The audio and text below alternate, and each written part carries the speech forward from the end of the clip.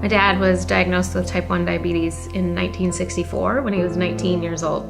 And having a father that was type 1, it was always kind of in the back of your mind. So I remember when he had energy and would allow it, he'd tell me that I could come and stand on his feet, and I could hold on to one arm, not the other arm, and we would walk down the hallway, and that was about the extent of his energy level. But being able to stand on his feet and hold on to his arm was, like I said, I feel like every kid has that memory. It was just a little bit more special for me. By the time I was born, my dad, I think his health started declining.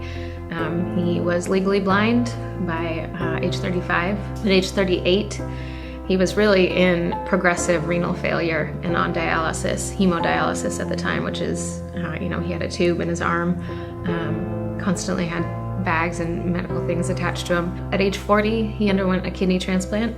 It was around age 55, he had a heart attack. And that was really probably the beginning of his really drastic decline.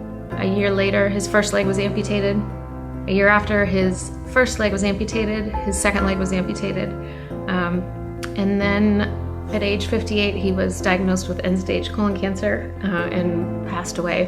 Technically, he passed away from colon cancer, but everything was attributed to type 1 diabetes. And then at age 21, I was diagnosed with type 1 diabetes. And the immediate reaction was, I'm gonna be my father.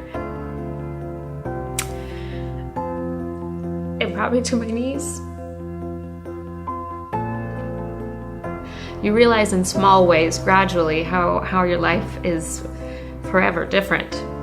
I think the biggest change that became really apparent really quickly is that you are always thinking about type 1. So every choice that you're making, small and large, has an extra layer onto it. I think the similarities between my dad's type 1 and my type 1 were probably more of that mental sitting on your shoulders all day, every day.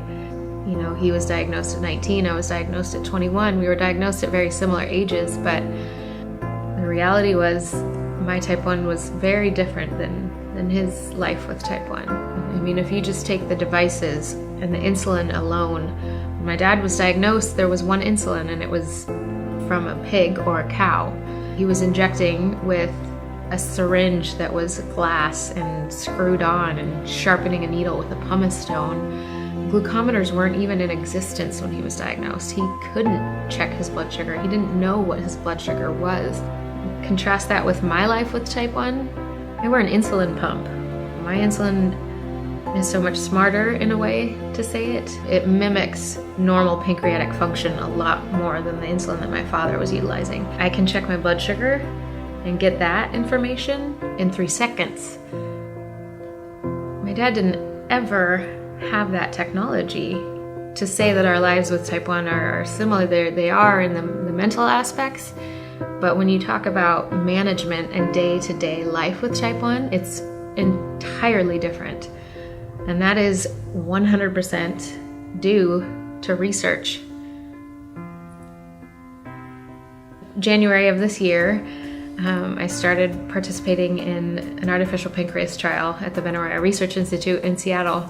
So the artificial pancreas in the trial that I'm participating is a continuous glucose monitor and a insulin pump.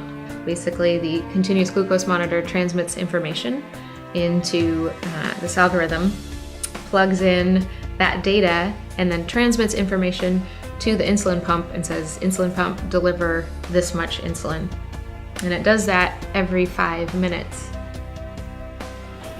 So this is probably the most exciting part of the trial, when I get to eat.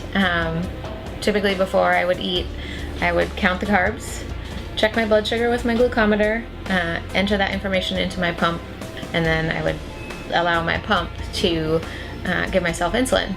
So get so excited when I get to just sit down and not check my blood sugar and not count carbs and not think about anything. I just get to eat a meal like people who aren't type 1. And then I can actually watch my blood sugar start rising and the system reading and reacting to that and actually bolusing me as I go.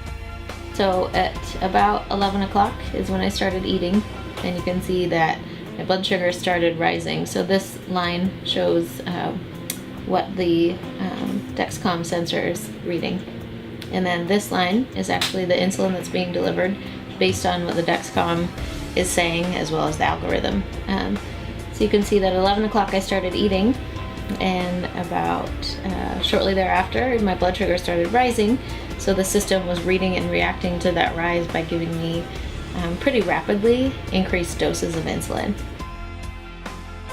About 3 hours before I'm going to exercise, I'll check my blood sugar, see where I'm at, look at how much insulin I have on board. I'll think about, when's the last time I ate, what did I eat, what do I have for the next 3 hours that I'm going to be doing, and then from there I'll probably check every half an hour and continue checking until I'm ready to exercise.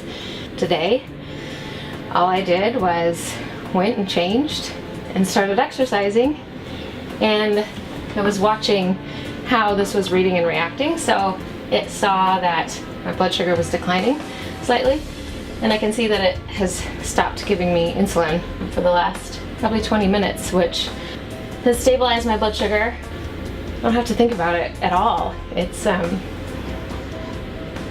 such a weird thing to think about, and you wouldn't think that the fact that I get to exercise would be emotional, but it is. It's working. To look at my father's life and what he had to myself participating in clinical research of an artificial pancreas blows my mind that could be a reality.